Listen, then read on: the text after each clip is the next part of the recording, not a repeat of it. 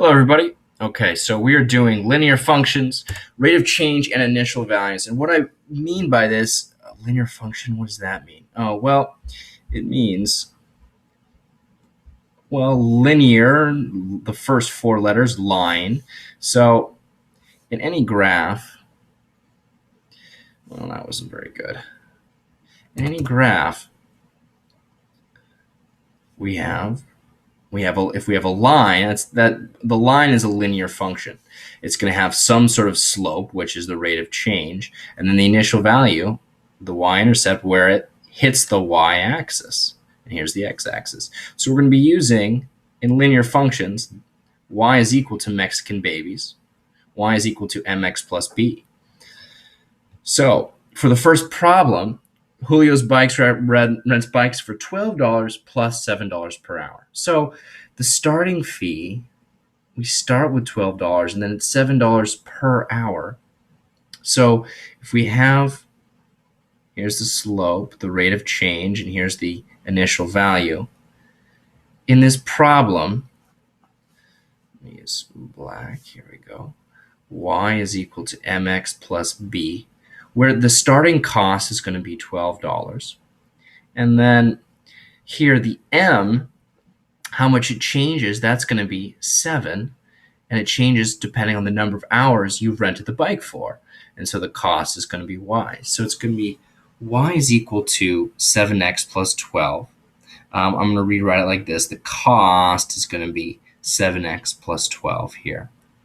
So now if we look at these choices, well, the answer choice A doesn't have any variables in it.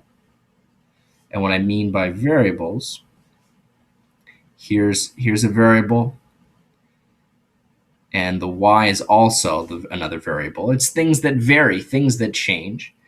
And then here, the slope, that's one constant. Something that stays constant, does not change.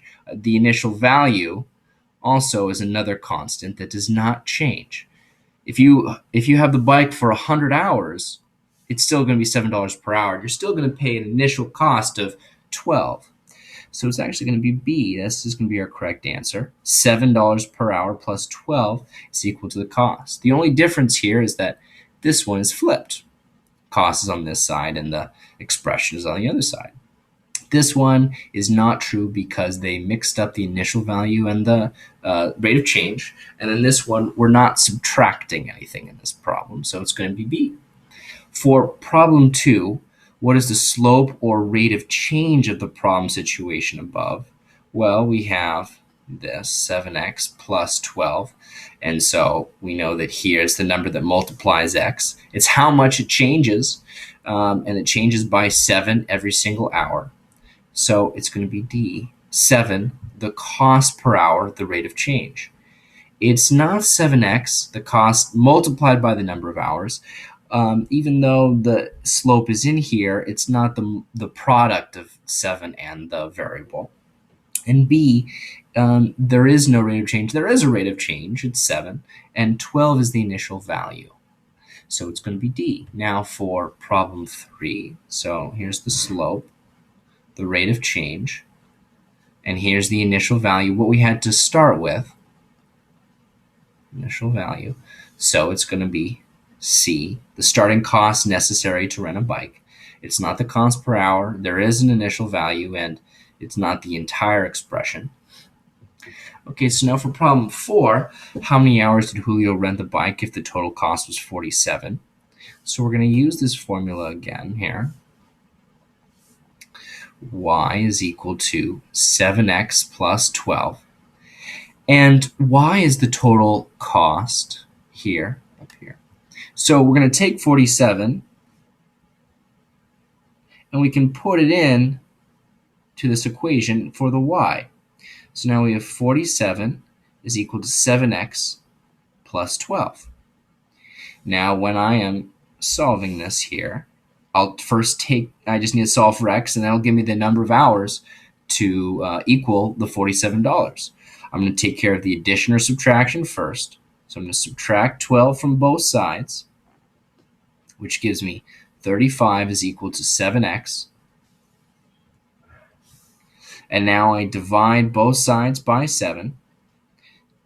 getting rid of this here, isolating the x, which now gives me x is equal to 5.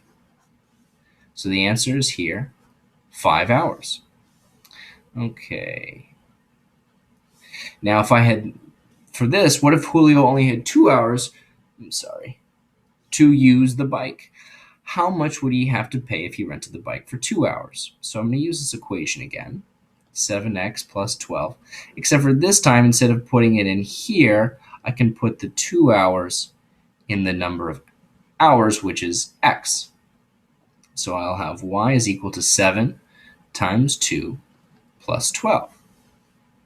Well, that's not too hard. Let's see, we've got y is equal to 14 plus 12, and y is equal to 14 plus 12 is 26. So the answer is going to be D, $26.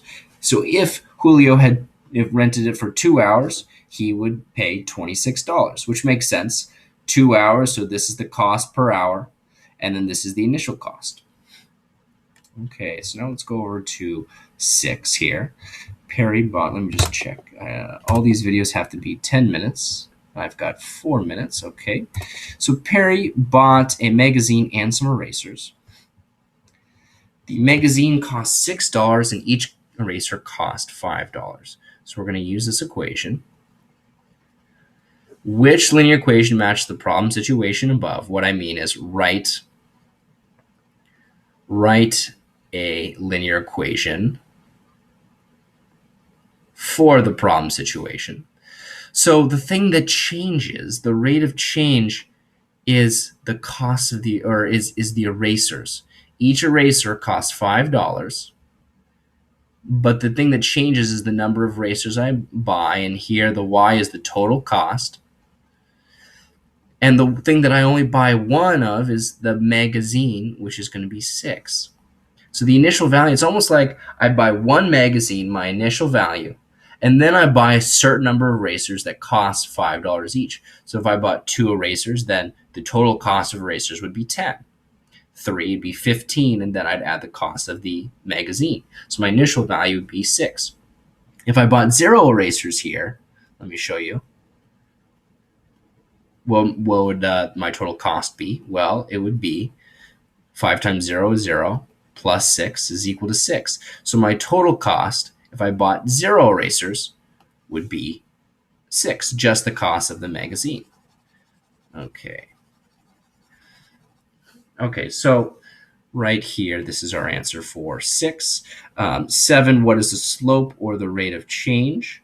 Well, the slope or the rate of change is 5. The cost per eraser. What is the initial value? So the B is 6. The cost of the magazine, 6. Let's see, how many erasers did he buy if the total cost was $36? Or we're going to use the equation above, 5x plus 6, and the total cost was 36. And then we'll solve for x here. Let me just see how I'm doing with time. And then I'm going to set up both of these for you, but I'm going to have you solve for x here. And 10, how much would Perry have to pay if he bought 10 erasers? So we're going to use this equation again. Y is equal to 5x plus 6. But the y is the cost. So how much would he have to pay if he bought 10 erasers? So we're going to put the 10 into the x right there, plus 6. So this you would solve here, and then here you just solve for x. Now remember, solving for x here, take care of the addition or subtraction first. That's your first step. Take care of the addition or subtraction, and then the second step will be doing the division or multiplication. This is solving for x. All right, everybody. I'll do the first step here. We'll subtract 6 from both sides. 30 is equal to, these cancel, 5x. All right, thank you very much, everybody, and good luck.